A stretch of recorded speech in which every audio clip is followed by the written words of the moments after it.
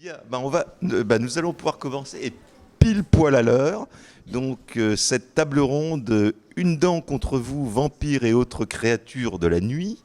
Donc avec à côté de moi Stéphanie Nico, qu'on ne présente plus, je crois, qui fut la créatrice du grand festival des Imaginales, qui est aussi une grande spécialiste de la science-fiction, c'est comme ça qu'on s'était connus, mais qui s'intéresse à tous les mauvais genres de la littérature, sans exception, dont les vampires, et les mauvais genres en général. À côté d'elle, Morgane Cossarieux, qui est une autrice qui avait écrit, moi je l'avais découverte avec Dans les veines à l'époque. C'était extraordinaire, ça avait été, je dois le dire, un choc littéraire sur les vampires, et qui a aussi, un tout petit peu plus tard, fait un essai absolument passionnant. Je ne sais pas s'il est encore disponible. Non, il est épuisé. Ah, il est épuisé, mais si vous le trouvez, ça vaut la peine. Vampires et Bayous, donc sur le thème du vampirisme et dans la Nouvelle-Orléans et la Louisiane. C'est absolument passionnant. Et à côté d'elle, alors là, Adrien Party, Monsieur Vampire, avec un V majuscule, qui a écrit un essai remarquable qui s'intitule Vampirologie, qui a eu le Grand Prix de l'Imaginaire, entre autres. Et il y a tout ce que vous voulez savoir sur les vampires, et même au-delà. Donc là, nous avons 3 intervenants pour parler de ce sujet, qui sont vraiment, on a le dessus du panier, si j'ose dire. Donc, alors, peut-être... un très très très bref rappel historique sur le vampire, comment il est venu de la, entre guillemets, réalité au XVIIIe siècle et comment il est passé à la littérature. Mais en quelques mots, parce que je suppose que tout le monde ici a lu pas mal de bouquins sur les vampires, donc connaît déjà le sujet. Mais peut-être un très bref rappel, parce que des fois on oublie un petit peu. Alors Adrien. Je vais me lancer, hein. Globalement, des créatures vampiriques ou proto-vampiriques, il y en existe depuis l'Antiquité, voire même avant. Mais le vampire, avec le mot vampire tel qu'on le connaît aujourd'hui, en fait, il se fixe entre le XVIIe et le XVIIIe siècle, en Europe de l'Est, en Pologne, en Silésie, dans ces pays-là, où à ce moment-là, ce ne sont pas des aristocrates en cape. C'est plutôt justement des paysans en fait, et c'est des paysans en fait qui se retrouvent face à des maladies ou des problématiques épidémiologiques qu'ils ne savent pas caractériser autrement, et ils estiment en fait quand une épidémie se répand dans le village, il y a un coupable qui juge être un vampire. Donc à cette époque-là, on déterre les morts, on vérifie, et si on estime que la corruption du corps n'est pas suffisante, c'est que c'est un vampire, donc on lui enfonce un peu dans le cœur. Donc il y a quelques anecdotes connues en fait, des personnages historiques qu'on a dit avoir été des vampires, comme Peter Plagojevich, comme Arnold Paolé, en fait, qui sont les 2 plus grands cas en fait recensés. Tout ça va se tasser un petit peu, ça va être repris durant la France des Lumières par un abbé qui s'appelle Dom Augustin Calmet, en fait, qui est un célèbre abbé français, en fait, qui crée un texte qui s'appelle la Dissertation sur les vampires. Et ce texte-là, en fait, qui lui a été commandé plutôt pour dénoncer la croyance aux vampires, va être un peu border, parce que à lire le texte, en fait, la première édition, il y a quand même une espèce d'hésitation. En fait, il recense énormément, il va vraiment aller chercher de l'anecdote, en fait, et il va vraiment faire une espèce de compendium de toutes ces anecdotes-là, de tous ces récits-là, à tel point que des auteurs de fiction après vont puiser dans son texte. Et lui va fixer ça, va ramener ça en France. Et finalement, c'est la poésie romantique qui, dans un premier temps, va s'emparer de la figure du vampire, en fait, avec des personnes comme Goethe, en fait, avec la fiancée de Corinthe, qui vont utiliser la figure du vampire. De la poésie romantique, on passe au romantisme en termes littéraires, et là, du coup, c'est John Polidori, qui était le médecin de Byron, qui sort, en fait, le vampire, qui était attribué d'ailleurs à tort à Lord Byron, parce que l'éditeur, je pense, trouvait pour des raisons marketing, c'était beaucoup plus malin en fait d'attribuer ça à Byron qu'à un illustre inconnu. Et ce roman en fait va être le premier à propulser le vampire dans le champ du roman. C'est le premier roman sur le sujet qui va fixer en plus les caractéristiques aristocratiques du vampire. Le vampire est un aristocrate en fait. Donc après, il y a différents textes qui vont peu à peu modeler et finir de modeler la figure du vampire. Il y a Carmilla, pour tout ce qui est dit, la femme vampire en fait. Il y a Varney vampire qui est moins connu en France parce que ça n'a jamais été traduit, qui est un serial, donc un truc fluff qui fait des milliers et des milliers de pages où il y a des digressions dans tous les sens, mais où le personnage principal est un vampire. Et bien évidemment, il y a le Dracula de Bram Stoker qui va enfoncer en fait le dernier clou dans le cercueil en fait et finir de poser la figure du vampire. Surtout que c'est le dernier roman important avant que le vampire bascule dans le champ du cinéma en fait, qui va reprendre ces codes-là en fait et les figer d'un point de vue graphique. Merci. Alors, on va peut-être rester avant de continuer justement pour montrer l'évolution de la figure du vampire. Restons au 19e siècle parce qu'effectivement, il y a quelques textes fondamentaux. Alors, Stéphanie Nico, vous pourriez peut-être nous en parler parce que justement, le thème, le roman vampirique est utilisé quelque part pour contourner un peu la censure officielle ou religieuse qui existe à l'époque.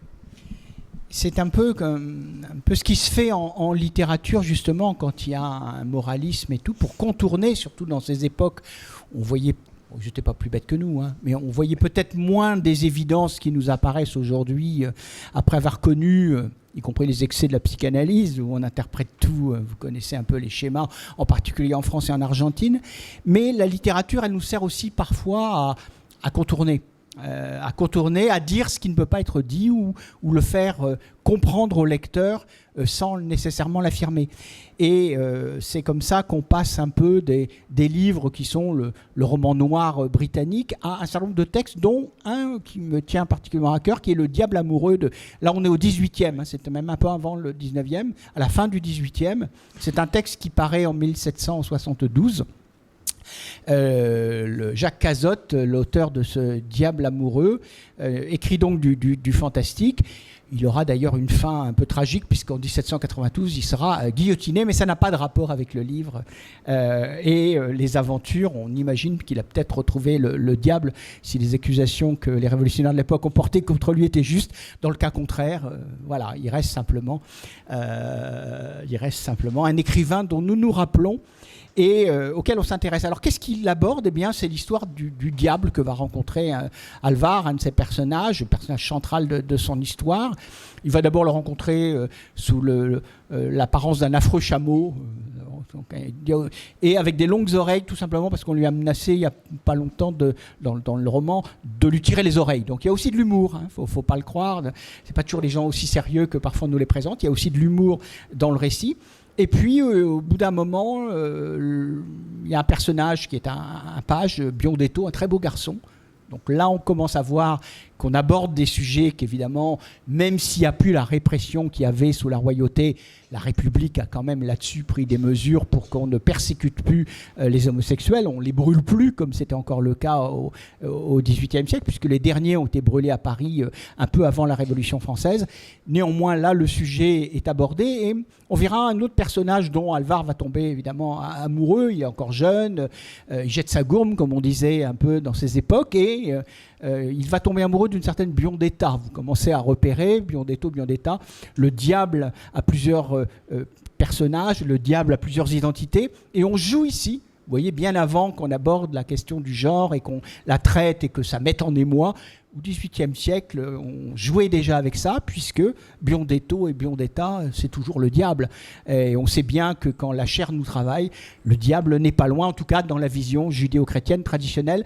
Ça peut être amusant, le jour où vous avez l'occasion, en bibliothèque ou autre, de rejeter un petit œil. Bien sûr, le texte est un peu vieilli, mais c'est la façon dont le fantastique utilise et traite la question de la sexualité, du désir, de façon assez limpide pour des lecteurs contemporains, mais sans doute aussi un peu limpide pour des lecteurs de l'époque. Donc vous voyez bien, on aborde les questions de l'homosexualité, non pas du changement de genre, mais quand même, le personnage peut changer, être Biondetto, être Biondetta, et tromper ainsi. On sait bien que c'est toujours cette panique homosexuelle, tromper le héros, qui retournera bien évidemment quand même à la norme hétérosexuelle qui nous rassure tous, enfin peut-être pas tous, un certain nombre d'entre vous.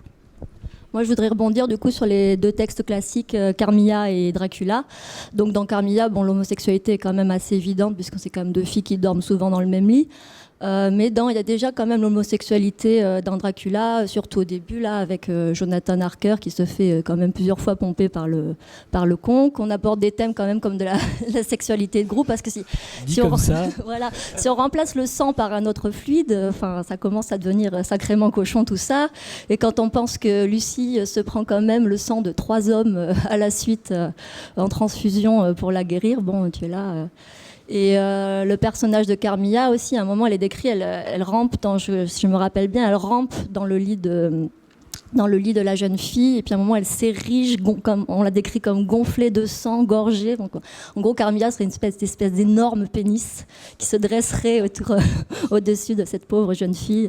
Donc oui, c'est quand même, c'est pas si fin que ça, quoi, hein, la subtilité dans les œuvres victoriennes pour faire passer des choses qu'on n'avait pas forcément le droit de faire passer à l'époque.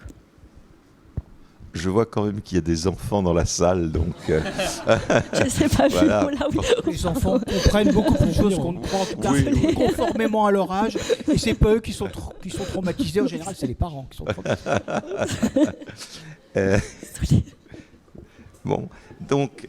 Là, on a vu un petit peu effectivement la manière dont au XIXe siècle toute la figure du vampire s'érigeait. Effectivement, on est resté avec Dracula, c'est l'archétype, le noble, fin de race qui exploite les sujets, etc.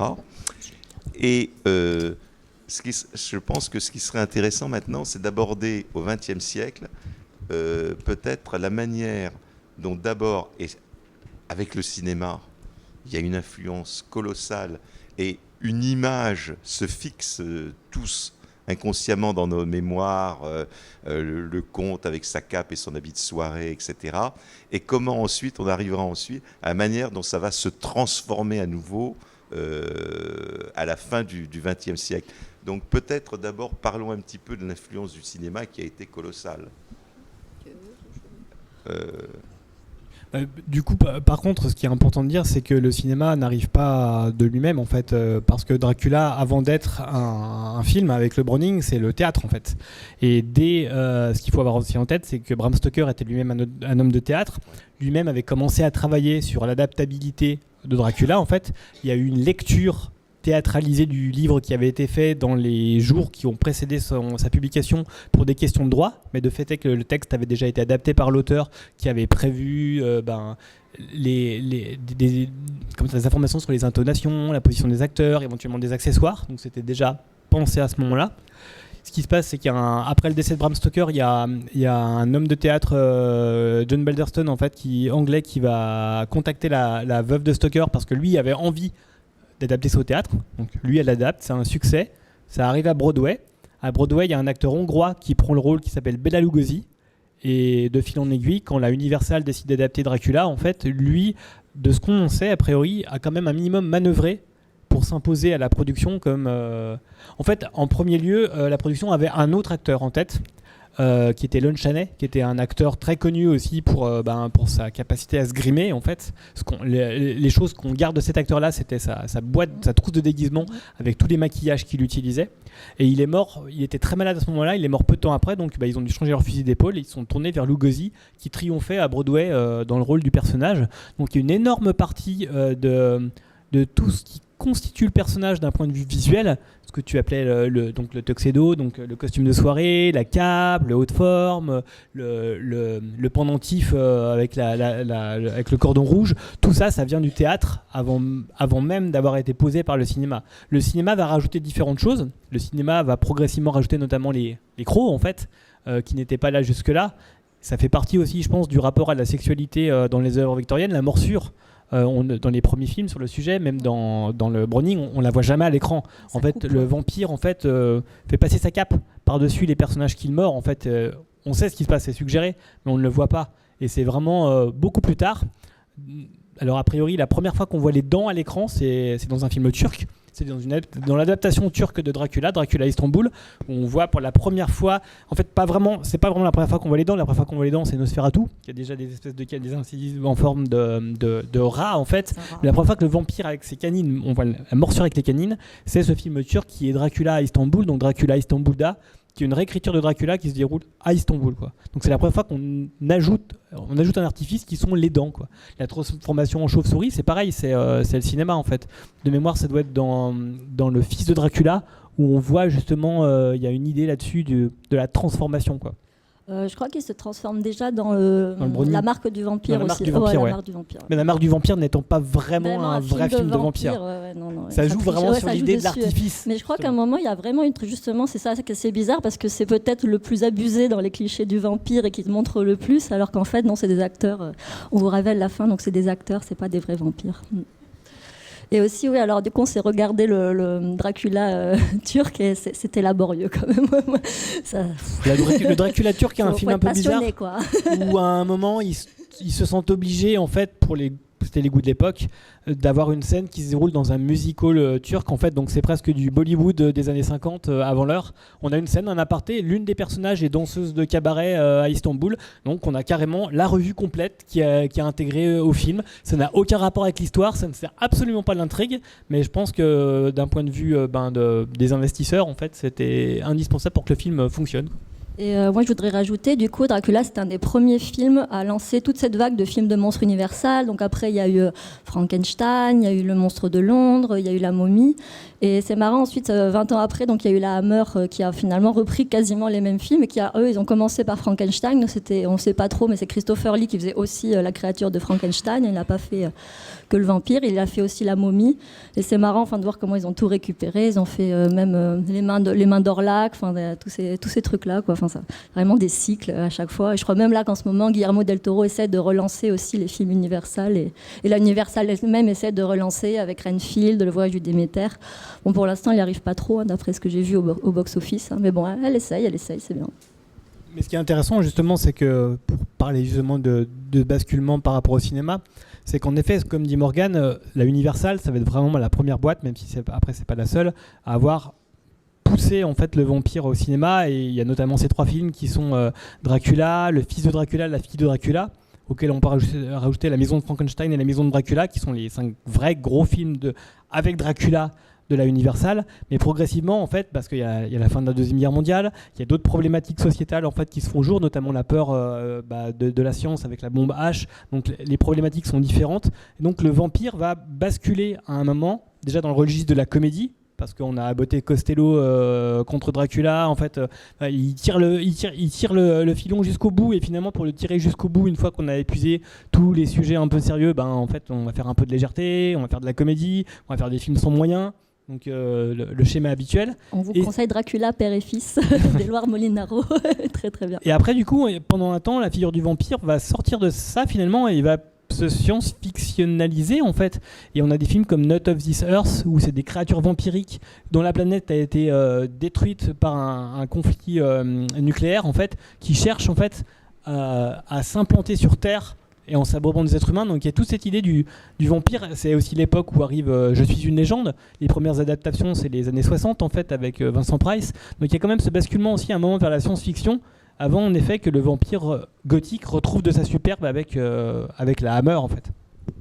Et alors Stéphanie Nico, vous penchez plus particulièrement justement sur les problèmes sociétaux, culturels, de genre, etc. Bon, vous nous avez expliqué qu'au 19e, même depuis la fin du 18e, on voyait un petit peu derrière, surtout avec notre regard d'aujourd'hui, vous voyez ce qui était un peu caché. Est-ce que pendant cette période dont on vient de parler, donc grosso modo première moitié du XXe siècle, est-ce qu'il y a des choses qu'on peut distinguer à l'intérieur, sachant que certains réalisateurs, je pense à James Whale, n'étaient pas forcément particulièrement hétéronormés? Je dirais que l'exemple au niveau du cinéma, c'est un film plus récent, plutôt 20e, plutôt deuxième moitié. C'est quelqu'un qu'on ne va pas qualifier, si, on va le qualifier d'hétéronormé, mais peut-être au mauvais sens du terme, puis c'est Polanski avec son Bal des vampires. Enfin, à la fois qui est un film très drôle et un film profondément homophobe. Si on le regarde bien avec le recul et la modernité, on se dit que les ressorts humoristiques sur l'homosexualité du personnage ne sont pas extrêmement, c'est quand même une caricature de l'homosexualité dont on sait que, comme l'hétérosexualité, elle est très diverse. Il y a des hétérosexuels sympas, ça existe, et puis il y en a d'autres comme Polanski qui sont des agresseurs, harceleurs et violeurs, y compris avec les préados. Donc voilà, on a plutôt, je dirais, dans la deuxième moitié du XXe siècle, ce type de comportement et de position. Et je le dirais, on le retrouve aussi, sujet que je connais mieux que le cinéma, où là, nos deux intervenants sont sans doute plus informés que moi, ils connaissent mieux que moi le cinéma, même si j'ai quelques références communes avec eux, mais je leur fais confiance là-dessus. Je pense plus à la littérature. Et en fait, curieusement, parce qu'on voit que les choses ont évolué, on y est habitué, même s'il y a un nombre de gens qui sont toujours rétifs à la liberté des individus, mais globalement, une majorité, entre autres en France et pas que, sont habitués aujourd'hui à considérer que la diversité en soi, entre autres la diversité de genre, l'égalité de genre, les différentes façons d'aimer, ne posent en soi, quand ils sont évidemment appuyés sur le consentement, le respect, entre autres, des jeunes, puisque on a quand même heureusement tous, qu'on soit hétéro ou homo, un minimum, j'espère, de barrière morale, en tout cas un certain nombre d'entre nous. On regarde la littérature et le tabou est encore fort. Je prends un exemple, deux exemples, et qui sont plutôt du 20e et de la deuxième moitié. Christine Renard, alors c'est une autrice qu'on connaît un peu moins aujourd'hui, peut-être un peu plus dans ma génération, mais c'est une autrice qui a publié un roman vampirique, qui est de très belle qualité, qu'il faudrait d'ailleurs, je ne sais pas s'il est encore accessible, mais il a été réédité, il faudrait le rééditer s'il ne l'est pas actuellement. Je crois que ça n'a pas été réédité depuis les années 90. Oui, et donc il faudrait sans doute en avoir une nouvelle édition, et peut-être le préfacer, le remettre en valeur, parce que je trouve qu'il reste d'une grande modernité, qui est La menthe au fil des jours. La menthe au fil des jours, très beau titre, ce qui dit quand même beaucoup de choses. Et ce qui évidemment est un vampire pas très hétéronormé, on a bien compris au titre. Et à l'époque, il y a quand même ce jeu-là, plus loin, menthe au fil du jour, mais on comprend tout de suite de quoi il s'agit. Et avant, il y a une nouvelle que j'ai eu le plaisir de publier dans une anthologie au début des années 90, qui s'appelle Le Crocodile, et qui est une histoire de trio entre la sœur, le frère et un troisième personnage. On se rend compte que, même s'il ne se passe rien, on pense en tout cas, pour le frère et la sœur, les rapports sont quand même un peu problématiques, et que la troisième personnage, qui est une femme qui va se rapprocher de la sœur, donc un personnage qui clairement, et on va le comprendre très vite, sauf les personnages, mais nous on va le comprendre très vite, est un vampire. Et on s'attend évidemment à ce qu'elle élimine la sœur pour séduire le frère, et en fait non. Elle va éliminer le frère pour séduire la sœur. Voilà, donc c'est une histoire de crime, c'est une histoire d'homosexualité, c'est une histoire de lesbianisme donc. Et j'ai retrouvé dans des archives qui n'ont pas été encore publiées, qu'il faudrait un jour publier, même si certains textes, contrairement au Crocodile, qui est d'une incroyable modernité, c'est un texte qu'il faudrait rééditer, qui est vraiment un texte de vampire tout à fait merveilleux. Pourquoi pas l'ajouter en annexe d'une réédition de la menthe au fil des jours. S'il y a des éditeurs dans la salle, je suis volontaire. C'est vraiment deux textes que je trouve tout à fait remarquables et d'une modernité incroyable. Le Crocodile, qui est vraiment un texte ramassé d'une puissance, d'une force et d'un amoralisme total. C'est un texte où Christine Renard aborde la question de l'homosexualité dans les années 60, 70, où c'est encore très difficile en France. Ceux qui sont de ma génération savent à quel point les premiers coming out ont été extrêmement compliqués, extrêmement violents. Et Christine Renard, je pense que les critiques pourraient se pencher sur son cas, qui est tout à fait passionnant. C'est d'abord une grande autrice, mais un certain nombre de textes, entre autres de littérature générale, ont vieilli, terriblement vieilli, parce qu'on parle de questions comme les règles et tout, qui à l'époque était un tabou absolu. Quand même aujourd'hui, bon, ça le reste pour exemple de garçons, mais globalement quand même on avance, y compris dans les pubs à l'écran. Bon, on le voit récemment où le sang est enfin rouge, il était temps, même si c'est encore du mal. Bah oui, voilà, on le sait que l'histoire. C'est très vampirique le sang bleu avec l'aristocratie. Hein. Ben oui, c'est quand même les enjeux du vampirisme aussi. Et on se retrouve, pour finir là-dessus, avec une autrice qui, dans une époque, elle aborde ces questions, mais ces textes n'ont jamais été publiés. C'est-à-dire qu'elle a plein de textes qui abordent la question de l'homosexualité féminine, ce qui quand même, vu le nombre, pose problème évidemment aux chercheurs sur la problématique personnelle de l'autrice, qui n'a jamais été dite. Mais moi j'ai lu tous ces textes, y compris tous ces textes non publiés, et je dis clairement, si elle ne l'était pas concrètement, Christine Renard était très travaillée par la question du désir entre femmes, clairement. Et ces textes qui parlent, et on voit que là, et pour finir, pas être trop longue, le vampirisme et ces thèmes du 19e siècle continuent à servir à des auteurs et surtout des autrices dans une période gaulliste puritaine qu'on a connue, en tout cas dans ma génération jeune. Et on ne regrette pas ce temps-là. Ceux qui regrettent le bon vieux temps, je peux vous dire qu'un certain nombre d'entre nous, on ne regrette pas cet aspect-là du gaullisme. Grand homme pendant la guerre, mais après, sur la morale et Tontivonne, ceux qu'on connu, sans rappel, le puritanisme, l'interdiction de l'IVG et compagnie, la question du vampire, la littérature, elle aborde les questions qui sont encore non dissibles dans la France puritaine du gaullisme et du pompidoulisme. Si on revient un peu en arrière, en plus, parmi les deux, ce que j'appelle moi les deux textes fondateurs du vampire en tant que créature de fiction, Dracula et le Polidori, le vampire, ce qu'on peut souligner aussi, c'est la relation très ambiguë entre le créateur et son employeur. Polidori et Byron, Stoker et Irving, en fait, et les chercheurs quand même s'accordent à penser que l'idée du vampire dans ces deux textes, c'est une manière aussi de dire cette ambiguïté de manière ou d'une autre, quoi. On va tenir compte du fait que la salle est diverse au niveau des âges, mais tout ça qu'en anglais, tout le monde comprend de quoi il s'agit, et clairement, voilà, enfin, on est quand même dans des choses qui peuvent aujourd'hui passer, mais qui à l'époque pouvaient apparaître comme très brutales, même au niveau des mots employés. Alors là, bon, on vient d'aborder ça, et puis je dirais qu'il y a quand même une étape absolument fondamentale, et c'est peut-être le basculement, c'est avec l'apparition d'Anne Rice. Donc je crois que, alors là, un certain nombre des thèmes abordés le deviennent ouvertement et avec un retentissement, là encore, mondial. Alors, il y avait déjà eu un premier basculement. En fait, Anne Rice, elle a donné la parole aux vampires, mais il y avait une sorte de premier basculement, je trouve, avec Je suis une légende dans les années 50, parce que alors là, tout le monde devient vampire et le seul être humain devient l'autre. Mais Anne Rice, elle va plus loin parce que c'est un vampire qui raconte sa vie à un journaliste qui fait une sorte d'autopsychanalyse tout en crachant sur son ex. Mais bon, dans le premier tome, on s'en rend pas vraiment compte, c'est en filigrane, mais bon, ça parle quand même de l'histoire d'un couple homosexuel qui adopte un enfant, hein. Donc, vu qu'à l'époque, l'homosexuel était quand même considéré comme l'autre et l'outsider, c'était très très important pour ça, quoi. Sachant que Anne Rice cite parmi ses influences La fille de Dracula, qui est parmi les films de l'Universal le plus queer en fait du lot, en fait, parce que le personnage principal, donc, c'est la fille de Dracula qui est jouée par Gloria Holden, et le personnage s'attaque uniquement à des femmes, en fait. Il y a donc déjà le côté vampirique lesbien qui est presque devenu un sous-genre du cinéma vampirique, avec des réalisateurs comme Jess Franco, en fait, et son Vampiros Lesbos existait déjà à ce moment-là, en fait. Et clairement, Anne Rice, il y a quelque chose de ça. Moi, je pense aussi que, comme le disait Morgane, l'un des trucs qui est vraiment fondamentaux dans l'analyse d'Anne Rice, en effet, c'est par contre ce basculement du fait que jusque-là, le vampire, c'est l'autre. C'est le narrateur ou des narrateurs tiers qui parlent du vampire, mais le vampire ne s'exprime jamais de lui-même.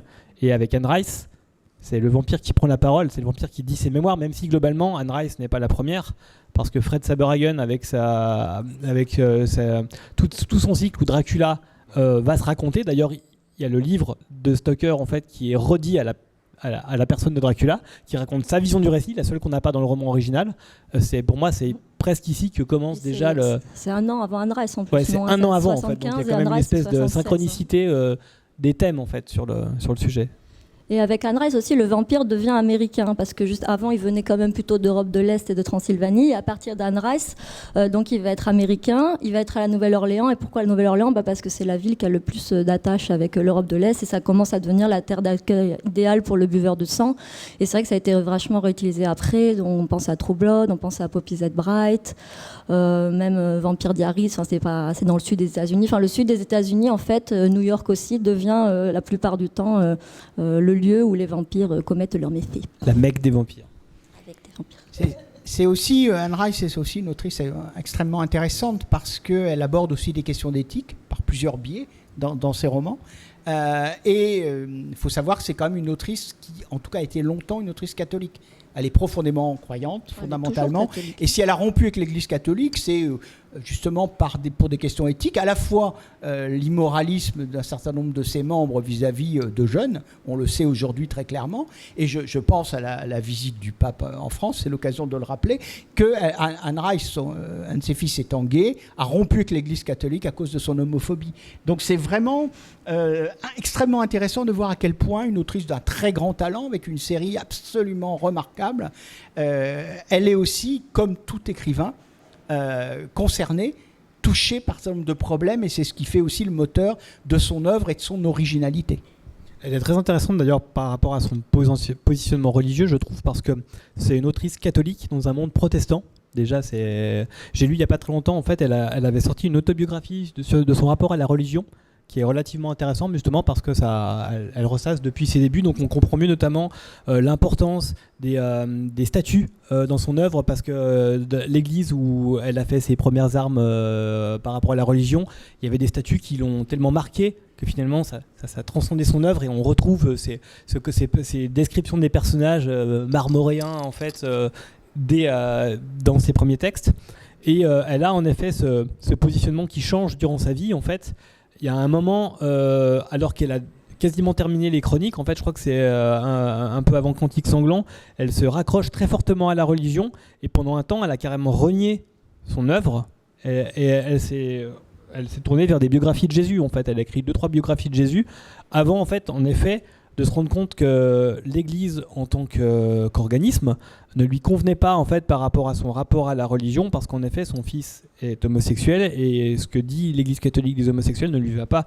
Donc elle reste en effet croyante, mais elle se détache de l'institution en fait. Mais c'est vrai que c'est très intéressant, parce que finalement ses choix en termes d'auteur, et même ses œuvres vampiriques, parce que clairement en fait dans les derniers tomes du cycle de base, donc jusqu'à Cantique sanglant, on sent vraiment sur la fin, il y a à partir de Memnoch le démon, c'est de la bondieuserie en fait, hein. Memnoch le démon en fait, Lestat assiste à la crucifixion en fait, hein. Donc ça va quand même très très loin dans l'obsession pour le sujet quoi. Et alors du coup, là, je trouve que ces œuvres après sa révélation sont quand même, dans la chronique des vampires, sont vraiment pas les meilleures.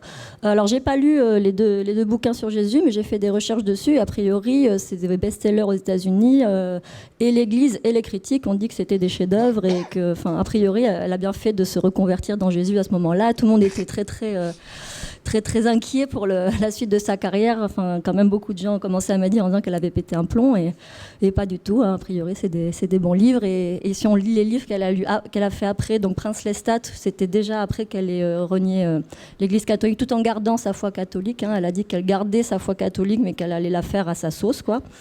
Et c'est vrai qu'on voit beaucoup moins la présence de la religion dans la trilogie Prince Lestat, mais bon, alors c'est vraiment pas sa meilleure œuvre, hein, le Prince Lestat. C'est pas ça qui sauve le cycle. Non, on sentait que voilà, l'inspiration n'était plus vraiment là, et le souffle s'était tari. Voilà. Alors j'aimerais qu'on revienne juste un tout petit peu avant de continuer sur le fait effectivement de la localisation, ou plutôt de la délocalisation des vampires à la Nouvelle-Orléans et en Louisiane en général, parce que justement on parlait du catholicisme et tout, la Louisiane est quand même le seul État qui est des paroisses et non pas des comtés. Bon, il y avait toute l'influence française qui en même temps ajoute à l'atmosphère de décadence, hein, tout le monde connaît le Mardi Gras, etc. Donc est-ce que j'aimerais, là justement vous aviez fait une étude plus particulière là-dessus à l'époque, une petite dizaine d'années. Et c'était très intéressant de montrer comment se mélanger en Louisiane, alors non seulement les influences de l'ancien monde, mais aussi celles du vaudou, et donc avec les esclaves noirs, etc. Vous pouvez peut-être nous en parler un petit peu, alors, parce que c'était passionnant comme... Oui, alors la Nouvelle-Orléans en elle-même, déjà c'est une ville qui a été construite en faisant venir des forçats de France, des prostituées. Donc déjà c'était une ville dès ses débuts qui était censée être très mal famée. Il y a aussi tout l'environnement autour de la Nouvelle-Orléans, donc les bayous, les marécages, la brume au-dessus des marécages. Il y a énormément de créatures qui sucent le sang, beaucoup de moustiques, des serpents. Donc avec les crocs, il y a énormément de choses qui finalement font plus penser aux vampires que la chauve-souris ou le loup qu'on pouvait avoir en Europe de l'Est. Et aussi, le vampire était une super façon de parler de toute la question esclavagiste. Donc, dans l'œuvre d'Anne Rice, le vampire va devenir une métaphore du maître blanc qui se nourrit de ses esclaves, puisque Lestat va va tuer un nombre d'esclaves assez incalculable. Mais maintenant, c'est quand même on va plus reprendre ça de l'autre côté. Et le vampire va dans les nouvelles séries. J'ai plus les noms en tête, mais on reprend le vampire pour faire l'esclave qui va se venger. Donc à l'époque de mon essai, c'est 10 ans auparavant, c'était vraiment pas du tout la tendance. J'avais dû, pour illustrer cette idée, parler de Candyman, qui n'est pas complètement un vampire, mais qui quand même en possède beaucoup d'attributs. Mais c'est vrai que maintenant, avec la série spin-off de Vampire Diaries, je sais plus comment ça s'appelle, Legacy, t'as comment ça s'appelle, Midnight, le truc de la créatrice de True Blood aussi, ça s'appelle. En fait, du coup, il y a une autre série faite par Charlene Harris qui a été adaptée, qui s'appelle Midnight Texas, voilà. Et donc là, on a vraiment un vampire qui est un ancien esclave. Donc voilà, c'était une sorte d'empowerment de l'esclave, voilà. Sachant que cette idée en fait du lien entre l'esclavage et la figure du vampire, il y a aussi une œuvre intéressante, à défaut d'être particulièrement géniale, notamment dans sa adaptation cinématographique, c'est Abraham Lincoln, chasseur de vampires, où le film est pas bon. Je pense que là, on va tous être à peu près d'accord. Le bouquin est vraiment intéressant parce que le bouquin réécrit vraiment dans le détail la biographie d'Abraham Lincoln au regard du fait que c'était un chasseur de vampires. Et du coup, à un moment, il y a toute cette idée justement que Lincoln va être celui qui va s'ériger pour faire tomber l'esclavage. Et dans le film, en fait, il matérialise ça parce que son grand ennemi dans le film, en fait, c'est un vampire en fait qui dirige les plantations du Sud. Il y a un très bon livre aussi de George R.R. Martin qui s'appelle River Dream et donc qui reprend aussi cette idée là du vampire maître de plantation qui abuse ses esclaves dans le Sud profond. Enfin, je pense que sur ce thème-là, c'est vraiment Rêve de Fèvre, je crois en français. Rêve en fait. de Fèvre, peut-être, oui, c'est ça, oui. Donc là, on voit que on commence à basculer et il y a un autre sujet que j'aimerais qu'on aborde pour finir de voir la transformation, je dirais, de la littérature vampirique. Alors vous savez que c'est Stéphanie Nico, c'est entre autres que c'est un petit peu ma marotte, que j'étais un des grands fans, c'est de parler quand même, on ne peut pas éviter de parler de la beat-lit, où là justement il me semble que, moi ce qui m'a semblé important dans la beat-lit, indépendamment des qualités et des défauts d'un grand nombre de ces séries, c'est qu'on voit un renversement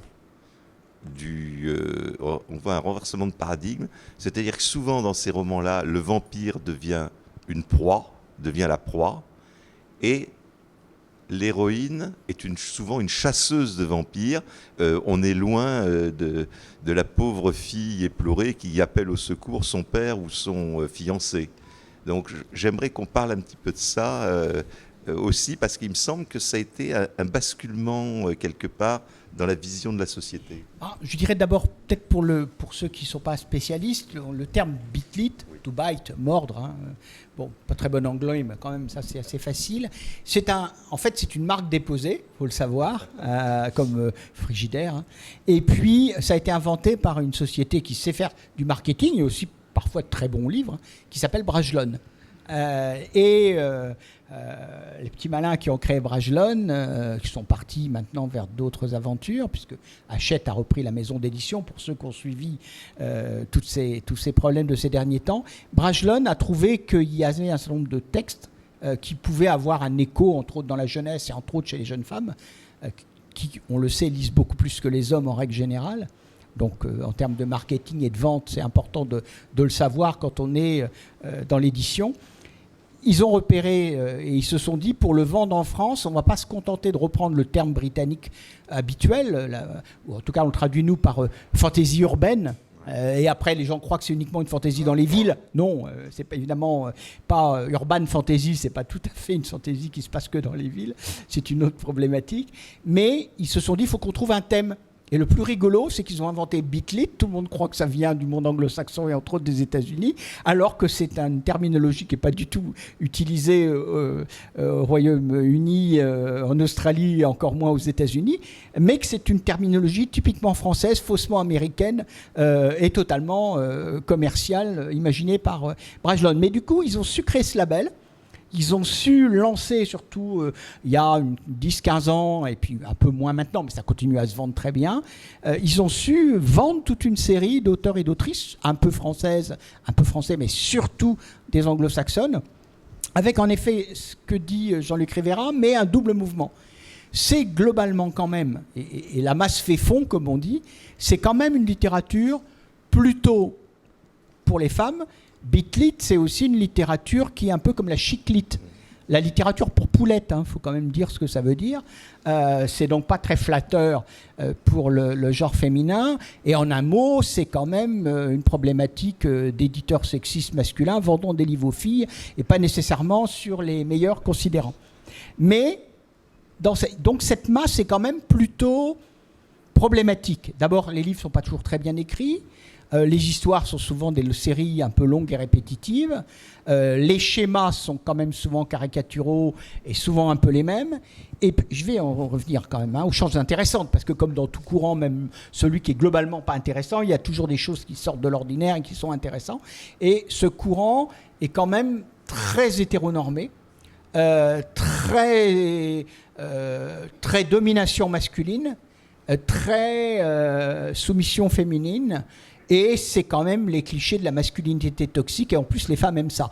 Donc c'est quand même vraiment un problème en termes de contenu. C'est certainement pas un courant qui produira sur le long terme, je suis prêt à en prendre le pari, les textes littéraires qui resteront, qui sont les plus importants. Mais, comme toujours, dans ces courants-là, il y a quand même des livres plus intéressants que d'autres, souvent écrits d'ailleurs en grande majorité par des femmes qui jouent pas le jeu, ou qui plus exactement s'empare des codes pour faire un écart. Et en effet, comme le disait très justement dans sa question Jean-Luc Rivera, ce sont ces textes-là qui présentent des femmes fortes. Alors attention, on sait bien qu'il y a des vraies femmes fortes, des femmes, moi j'aime pas le terme femmes puissantes, pas plus que les hommes puissants, j'aime bien des femmes avec de la personnalité, des fois des hommes avec de la personnalité qui ne sont pas toxiques, c'est sympa aussi, au moins comme amis, mais voilà, et on se retrouve dans cette situation où quelques autrices américaines, entre autres, avec beaucoup d'humour, réutilisent tous ces codes. Et en effet, le vampire, la créature de la nuit, devient l'ennemi, devient le prédateur. Et ce sont des hommes toxiques et dangereux, y compris quand ils sont séduisants. Et certaines femmes, parfois, sont chargées de les calmer, de les tenir en laisse et parfois de les éliminer. Et on voit des sortes de codes de détectives privés féminines qui traquent les créatures quand ils passent les bornes. Entre autres dans des sociétés où ces autrices, Davidson et d'autres, imaginent que les créatures de la nuit, puisque c'était aussi l'un des titres de cette table ronde, on parle beaucoup de vampires, mais il y a d'autres créatures, on en parlera après. On va en parler, j'imagine. Eh bien, ces héroïnes qui ont aussi leurs problèmes compliqués de frigo, de courses, etc. Enfin, comme tout le monde, et parfois de mecs, quand elles sont hétéras, ce qui n'est pas grave non plus quand on a des rapports non toxiques. Ce qui compte, c'est d'être épanoui et heureux. Mais ces héroïnes-là, elles retournent, c'est-à-dire qu'elles sont capables d'utiliser la violence. On sait, et là, on a des personnages de femmes qui, de façon légitime, utilisent la violence parce que ça fait partie du boulot. Et que de temps en temps, il y a quand même, on est entre nous, on peut se le dire, il y a quand même un certain nombre de mecs sur cette planète et dans ce pays dont on pense qu'on serait mieux s'ils n'étaient pas en vie. Et c'est donc ce que font les héroïnes. Elles les éliminent, mais je vous rassure, elles n'éliminent que des sales types, pas des garçons gentils comme ceux qu'on a parmi nos amis, heureusement. Voilà Jean-Luc. Sachant que la Beatlit, en fait, en termes littéraires, on peut citer en fait ce que pour moi est l'acte fondateur de ce genre-là, qui n'est pas un livre, mais qui est une série télé et qui serait plutôt Buffy contre les vampires, en fait, qui est finalement clairement le premier jalon. Et tout ce que tu dis justement par rapport à l'image du prédateur, au retournement de situation, le pilote de Buffy, pour comprendre ce que c'est que la Beatlit, ou comprendre ce que c'est que l'urban fantasy quand le personnage central est féminin, c'est un maître étalon. La scène d'introduction, il y a deux ados qui sont dans un collège Et il y a l'ado masculin en fait qui rêve que d'une chose en fait, c'est de se faire la fille avec laquelle il est rentré par effraction dans le collège. Donc il est là, il y a un bruit, elle lui fait il y a un bruit, j'ai un peu peur. Mais non, t'inquiète pas. Et au moment où il se dit ah c'est bon, je vais me la faire, elle se retourne, elle a des dents et en fait le vampire c'est elle. Donc du coup dès le début de l'épisode il y a ce retournement. Et l'idée de la prédation avec les vampires, on l'a dès la première rencontre entre Buffy et Angel, où en fait Buffy est filmée dans une rue sombre, et la manière dont sont filmés les pas d'Angel, les cadrages de caméra, c'est du film noir. On a vraiment l'impression qu'il y a un prédateur sexuel qui est en train de la suivre en fait. Et ça, je trouvais ça très intéressant justement, toute cette idée de la prédation et du retournement de situation qui se fait tout le temps dans Buffy, tout le long de la série. C'est le retournement des codes, c'est le patriarcat en fait qui se fait botter le cul en fait par ce qui est à la base une espèce de caricature de la blonde qui est toujours la première à mourir dans les films d'horreur. Dans le premier Scream pour moi l'exemple même c'est Tatum, c'est celle qui finit dans la trappe à chat et qui se fait découper en deux dans le garage parce qu'elle s'est fait coincer par le bad guy. C'est la blonde qui prend le pieu, qui prend les armes, et c'est la blonde qui va botter le cul en fait à tous les mascus en fait qui dirigent le monde. Et ce qui est intéressant dans Buffy, c'est qu'elle objectifie le vampire. Il y a une sorte de retour avant on objectifiait dans les films de la Hammer, c'est plutôt les jeunes femmes à forte poitrine en négligé qui se font objectifier. Et Buffy, à la part, elle renverse ce regard-là. Donc on est de son point de vue à elle. Donc c'est un petit sort de quelque part un retour en arrière, puisque entre-temps on avait souvent le point de vue du vampire. Mais là, le vampire redevient l'adversaire, mais aussi redevient un objet de désir. Et dans Buffy, c'est toujours Angel et Spike qui se retrouvent dénudés. Et on les voit, Buffy, on la voit jamais, même pas jamais, je crois, en soutien-gorge. Hein. Enfin, même à un moment, je crois, dans les premières saisons, elle avait des bretelles de soutien-gorge. Il y avait des frat guys qui buvaient un verre à chaque fois que sa bretelle apparaissait. Donc, elle avait décidé, à partir de la saison 2, de porter des soutiens-gorge sans les bretelles. Stéphanie? Oui, non, c'est une série incroyable. Hein. Alors au début, ils sont un peu carton-pâte, il y a peu de moyens, mais plus ça avance, plus l'enjeu, c'est d'abord une série qui s'adresse aux adolescents en général et aux adolescentes. Mais voilà, c'est passionnant pour les adultes, et c'est toutes les problématiques de l'adolescence, mais vraiment toutes.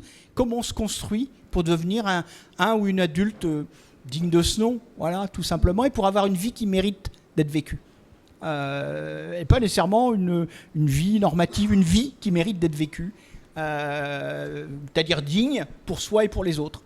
Bon, c'est un peu cette problématique-là, avec tous les problèmes, le problème du deuil, les problèmes de la perte, le problème de la mère qui meurt, le problème de la maladie, le problème de la sexualité, y compris l'interrogation d'un nombre de personnages qui vont découvrir qu'ils préfèrent les garçons quand ils sont des garçons, qu'ils préfèrent les filles quand elles sont des filles.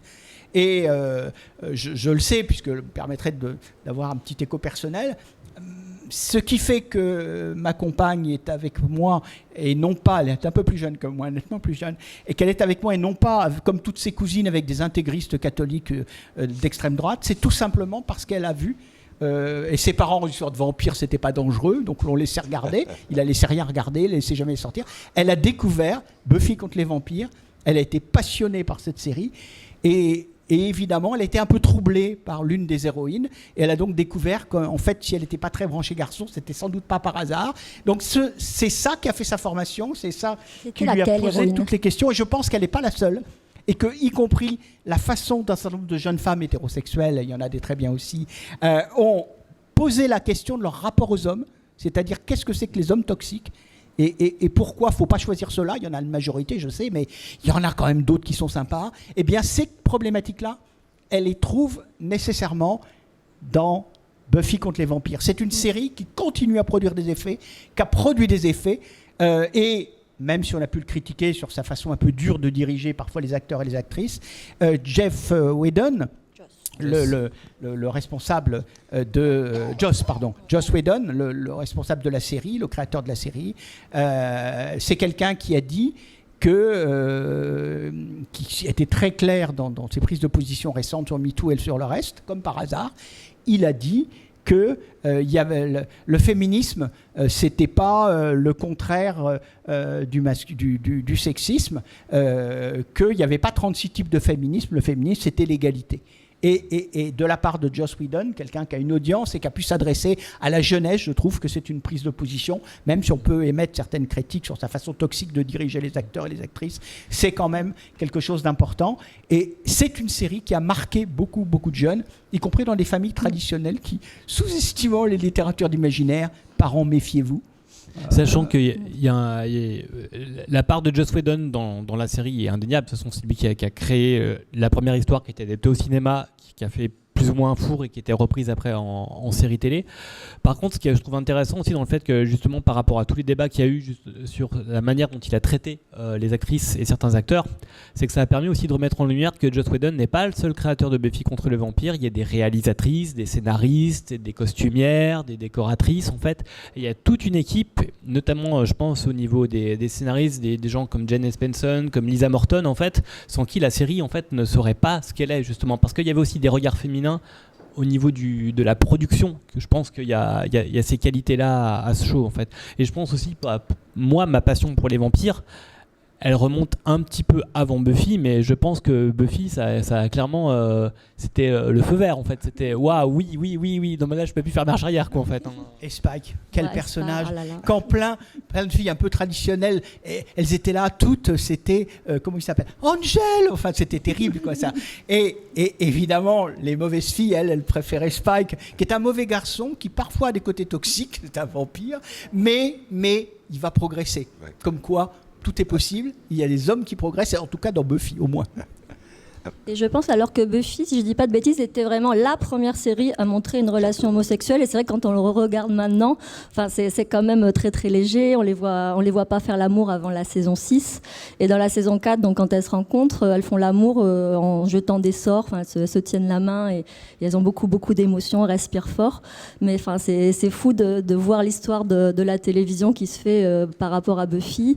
Et je crois que la deuxième série qui avait fait ça, c'était Oz. Et là, qui montrait aussi une relation homosexuelle extrêmement toxique entre le Beecher et le mec interprété par Christopher Meloni, où là on voyait vraiment, c'est la première fois qu'on voyait une relation homosexuelle tendre et développée sur toute une saison à l'écran. Et c'était pour moi, j'avais regardé les deux en même temps et pour moi c'était une sorte de, c'était assez ouf quoi. Il y a toute une partie intéressante d'ailleurs dans la figure du vampire et dans l'analyse qu'on peut en faire, c'est justement de regarder à quel point la figure du vampire et son évolution tient à l'évolution aussi des supports sur lesquels le vampire existe.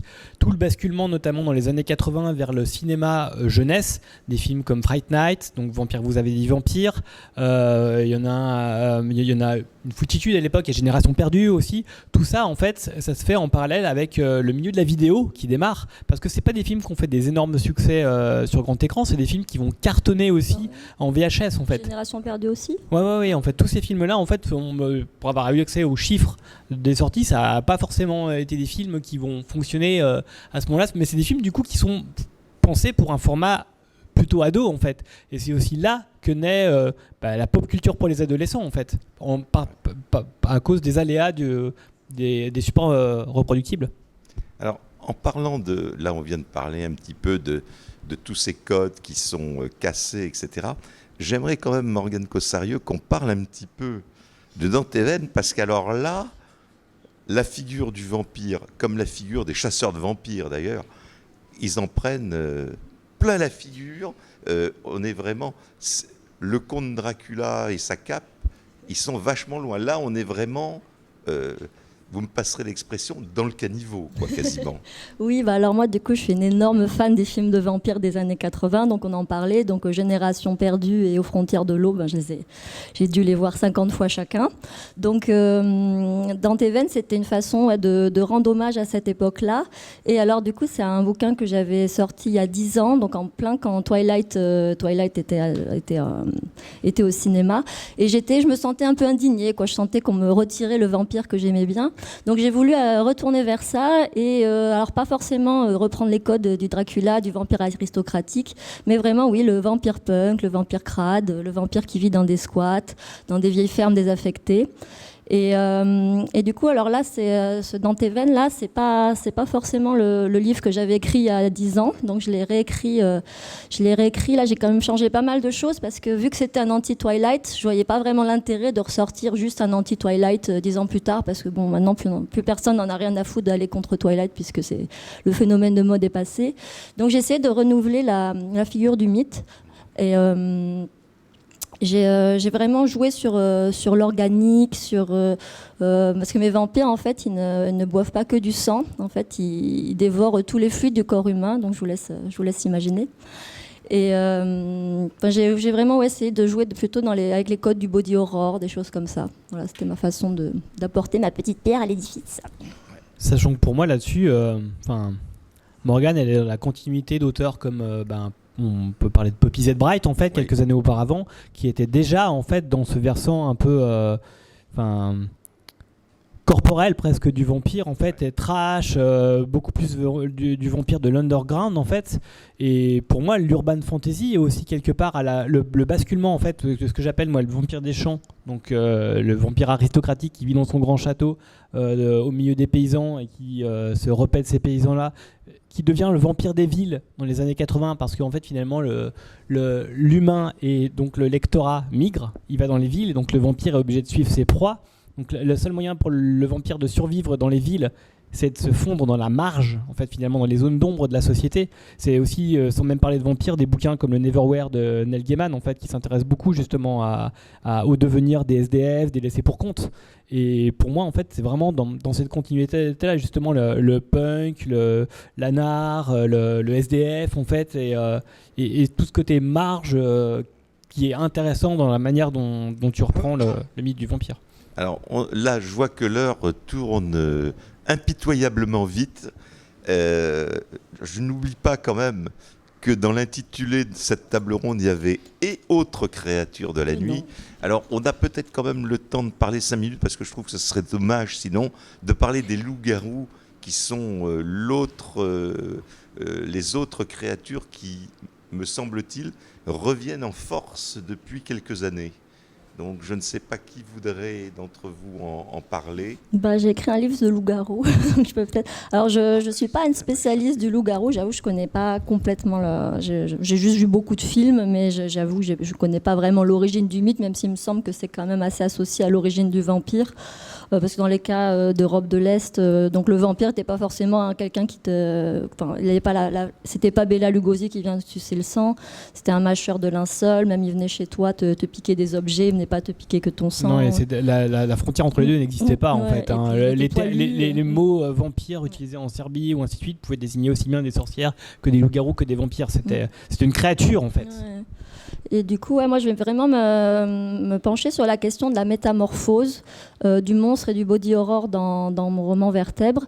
Et j'ai trouvé que la figure du loup-garou était une bonne façon de parler de transidentité. Voilà. Stéphanie, je crois que vous avez à dire là-dessus aussi. Oui, je vais en noter. Alors, on a parlé tout à l'heure donc Beat-Lit, Fantasy urbaine. J'avais plus le nom en tête, je l'ai retrouvé. C'est la série Merci Thompson, qui est vraiment bien, de Patricia Briggs, avec beaucoup d'humour. Voilà, on peut lire de la Beat-Lit intelligente et drôle.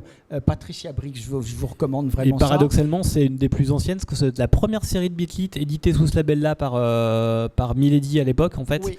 Et globalement, les autres séries classiques de la Beat-Lit, que ça soit la Communauté du Sud, Anita Blake. Ça, c'est très en chouette. fait, on les a raccrochées à ce mouvement-là, mais c'est des séries qui existaient déjà avant. Elles avaient bien facilement entre 5 et 10 ans plus vieilles, en fait. Ouais. Ils les ont traduites, simplement. Donc, ça a donné l'impression d'une nouveauté. C'était pas nouveau dans le monde anglo-saxon, mais c'est arrivé comme une nouveauté en France. Et c'est vrai que c'est True Blood, donc adapté en série, c'était le titre de la série. C'est la Communauté du Sud. Je trouve le titre original est plus fort. C'est vraiment d'excellentes séries. Et ça, voilà, le dessus du panier dans ces catégories de romans, c'est celle-là. Et puis, on pourrait sous d'autres... En français, H.V. Gabriel est une autrice vraiment intéressante, et là aussi, qui sort un peu des sentiers battus. Elle renverse les codes complètement. Voilà. C'est très drôle. Et là, elle a eu un peu un passage à vide éditorial, visiblement, et là, elle revient, et j'avoue que j'attends avec beaucoup d'intérêt. Ça fait partie de ces autrices de petite fantaisie urbaine, peu importe, qui sont vraiment intéressantes, et parmi les autrices françaises... Bon, les loups de Jeanne de Batz aussi, moi j'ai adoré L'Héritière, je trouve que c'est une très très bonne Beat-Lit française, L'Héritière de Jeanne de Batz. Absolument, et donc les créatures de la nuit, puisque c'est comme ça qu'on caractérise... avant pour stigmatiser, maintenant avec une pointe d'humour, tout ce qui sort un peu des cadres et qui énerve, je dirais, les conservateurs, les réactionnaires, les trompistes. N'oubliez pas que derrière tous ceux qui parlent de tous ces gens de la panique morale qu'on voit dans les médias et entre autres quelques milliardaires catholiques qui tiennent une bonne partie de la presse française et qui vont s'emparer de maisons d'édition importantes, on nous parle des censures soi-disant woke, ce qui veut rien dire, éveillé, hein, c'est juste ça. Martin Luther King était woke, éveillé, puis il y a les endormis. Donc en fait, tout ça, c'est comme, vous savez, avant la Deuxième Guerre mondiale, toute une série de terminologies très marquées idéologiquement, qui en fait sont des batailles idéologiques et pas des termes de littérature. Si on aime les livres, quelles que soient nos opinions, on doit avoir du recul. Et on doit lire les livres avec intérêt. En quoi ils nous bousculent? Si un livre ne nous bouscule pas, quelles que soient encore une fois nos convictions, dans nos convictions, nos habitudes et nos conforts, c'est que c'est des livres agréables, il en faut. Moi j'aime les livres distrayants, purement distrayants, mais il faut aussi parfois des livres qui nous bousculent dans nos habitudes de lecture, y compris nos conservatismes, nos certitudes. Et je trouve que ces littératures-là, et celles dont vous parlez ou que vous écrivez, Morgane Cossarieu, c'est des littératures qui nous bousculent, qui parfois peuvent être dérangeantes, pas toujours plus, et des fois ce que vous pouvez... je me rappelle d'une formulation qu'avait employée Morgane Cossarieu qui m'avait choqué parce que je trouvais que c'était et je lui dis parce que justement j'apprécie l'importante autrice qu'elle est, elle avait réagi à une question qui lui avait été posée sur une table ronde en disant qu'elle aimait la violence gratuite. Et moi, je ne suis pas, j'ai pas d'état d'âme j'ai pas d'état d'âme avec la violence, mais justement, je pense qu'un réactionnaire, pour pas dire un néofasciste, aime la violence gratuite, et je n'avais pas vu Morgane, je ne crois pas qu'elle soit sur ce type de point de vue, donc je pense que la provocation c'est parfois bon, mais moi j'aime la violence mise en scène et la violence problématisée, parce que, et c'est ces questions de vampires autres qui nous bousculent, qui nous interrogent, et qui posent la question d'éthique, de morale, appelons-la comme on veut, mais justement, pas une violence gratuite. Et je peut-être relance Morgane là-dessus. Qu'est-ce qu'une autrice qui aborde ces questions-là, comment elle peut considérer la violence, et comment elle pose par rapport à la violence des questions éthiques? C'est intéressant parce que du coup, alors j'ai réécrit Dans tes veines, qui en le relisant 10 ans plus tard, je trouvais qu'il y avait quand même quelques scènes assez problématiques. Des fois, je montrais des passages qui, avec le recul, moi je voyais pas ça à 20 ans. Enfin, je voulais écrire mon petit truc de jeune rebelle. Et il y a des passages que je trouve, des fois, ça pouvait peut-être être des matériaux un petit peu problématiques pour certaines personnes. Enfin, c'était peut-être un peu trop voyeuriste sur certaines choses. Et il y avait aussi des scènes qui servaient pas à l'intrigue. Donc je pense qu'en effet, la première version de Dans les veines avait de la violence gratuite. Je n'irais pas dire que... Je pense qu'on peut considérer qu'il en reste dans cette version-là, parce que c'est des vampires qui tuent, et je m'intéresse à la poésie du macabre et à l'organique, donc forcément il y a beaucoup de meurtres et il y a beaucoup de violence. Mais j'essaie de la sublimer quand même, c'est pas juste là pour être là, et tout ça sert l'intrigue dans cette version-là, donc c'est très serré, donc je me suis fait j'ai quand même beaucoup réfléchi sur le sujet entre-temps. Pour continuer un peu la réflexion rapidement, parce que je pense qu'en effet, il va y avoir des questions très vite. Non, mais on n'aura pas le temps. Si on n'a pas le temps, j'arrête là. Mais je crois qu'on a... Parce que je vois qu'il est quasiment les -5, et dans 5 minutes, il va y avoir la table ronde suivante. C'était bien. Oui, on se prend une... Bon, non, mais je suis désolé, mais comme toujours, ça passe beaucoup trop vite. Et il y a tellement de points à aborder. Donc, alors vous avez bien, mais ça ne vous empêche pas ensuite d'aller poser des questions, si vous en avez, à nos intervenants qui seront en signature, etc. Simplement, alors vous avez compris que pour Morgane Cossarieu, il faut prendre quelques précautions quand vous lui poserez une question. C'est des grands livres, voilà. C'est une grande autrice, clairement. Voilà, je dois dire que Dans les veines, ça avait été un choc à la lecture à sa sortie. Et bon, pour ceux qui me connaissent, je ne partage pas forcément toutes les opinions de Morgane Cossarieu, mais là, j'avais été époustouflé. Voilà, sur ces bonnes paroles, merci beaucoup à nos 3 intervenants, et merci à vous pour votre attention.